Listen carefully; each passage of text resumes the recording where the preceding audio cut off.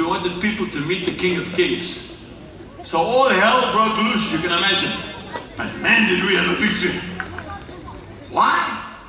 I love Muslims. I love Buddhists, and so does Jesus. But they need to be told the truth. Don't they, sir? And what does the truth say? John 14, verse 6, Jesus says, I am the way. And I am the truth.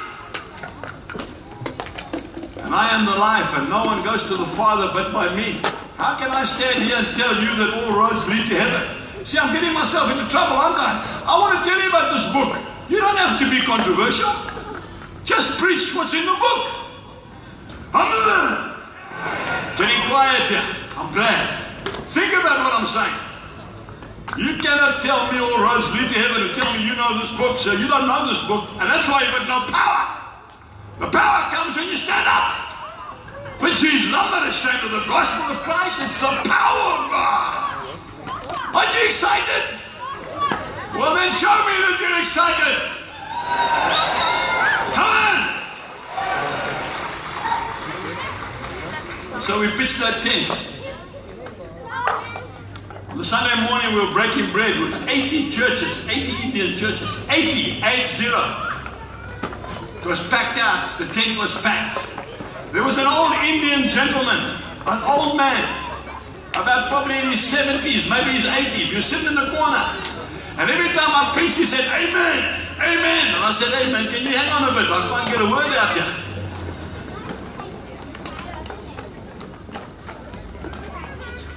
And then the pastor sitting on the platform, one of them came and said to me, get that man to come up here. You know that old man was a heroin addict.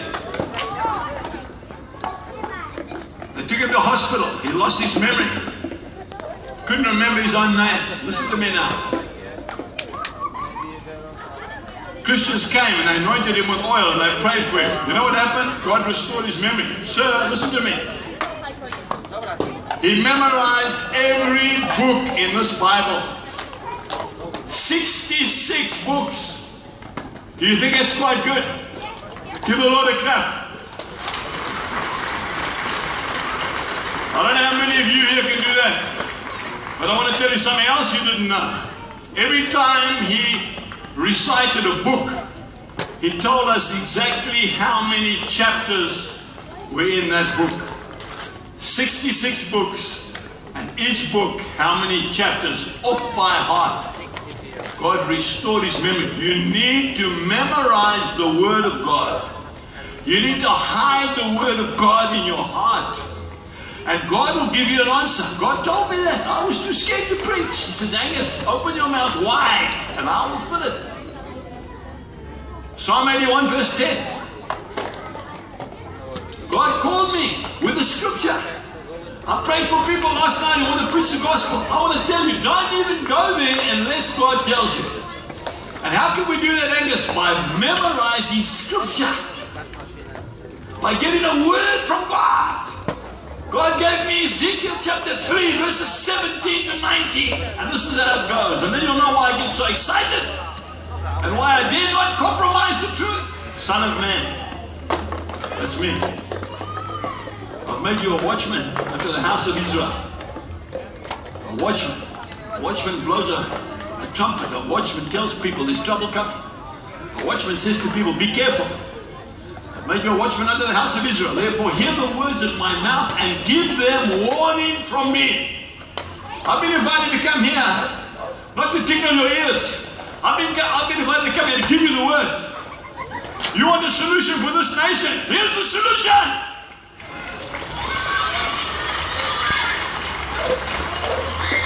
And I want to speak to the old men here. If you don't wake up, you're going to be left behind. Because these young people don't want to live like this anymore. Can the young people say amen? Amen! They don't want to live like this anymore. They're sick of it. They're sick of intimidation and fear. They're sick of it. Get back to the word. Love your neighbor. Treat your fellow man as you'd have him treat you. And stop interrupting me. I'm reciting a verse here. Son of man, I made you a watchman out of the house of Israel.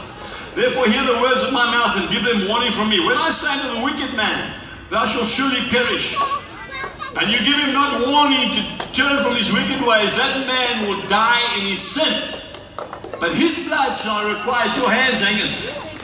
But if you warn the wicked man, that's what I'm doing today, to turn from his evil ways and he turneth not, he will die in his sin, but thou hast redeemed thy soul. I'm just a spokesman here today. I'm coming, I'm bringing you the word, and I'm leaving. I want to sleep well tonight. I don't want to go back to my room and the Holy Spirit comes and he visits me and he says, what did you do? Why did you compromise the word? The people came to hear the truth. Why didn't you tell them about my son? Why did you tell them about all that other stuff? I'm coming here to tell you Jesus is the answer. I'm coming here to tell you he's the healer. He's the deliverer. He's a friend in need. I want to tell you he's so real to me. Man, he's more real to me than you sitting there, my girl. I know him, man. I can smell his fragrance. I can visualize what he must look like. About 6'3", hard, strong hands. He's a carpenter. He's a tradesman. When he walks with dignity. But he's so soft and he's so gentle that the children just run to him. Man, I love him so much. I ran to him, man. I ran to him and I said, God, I can't go on anymore. And I'm scared. He says, come to me, my boy. Oh, man, when I go home, you know what I'm going to do when I go home? Dave, I'm going to get on my horse, man. I'm going to ride into the hills, just me and my horse. And the Lord, I'm going to tell him all about you. And I'm going to say to him, Lord, those Irish people that need help, man. And he's going to say, son, I'm with them. Tell them to read my word. There's healing in the word. There's deliverance in the word. There's friendship in the word. There's love. You don't have to be lonely, madam. You've lost your husband. You don't have to be lonely. He'll be a husband to you. That sticks closer than a brother. I love the word. This is what makes me keep going. That's what's going to keep you going when I'm not here. It's the word. I tell you how real he is to me. My son Andy, I've got a boy, he's 43 years old now. When he was a university student, he came home one weekend and he saw that his mother and father were struggling. That's me. Because we had a drought. There was no rain. We only had one crop, a seed maize crop, an expensive crop. And the maize was growing, but it was twisting. By 9 o'clock every morning, it looked like onions. It was just dying. And he came home and he said, Dad, because he loves the Lord, this boy, man, he loves Jesus. He said, Dad, Mom, go away for the weekend. I'll look after the farm. I can see you taking the strain. So we went away. He got in the pickup early one morning. He's got a relationship with this man, Jesus. And he drove out into the middle of the fields. He got on his knees in the dust. He said, God, he said, get up and bring rain. We're going to go bankrupt. You see, there's nothing like hardship to increase your faith. If you've got everything you need, you don't need faith, you see. He said, please send some rain.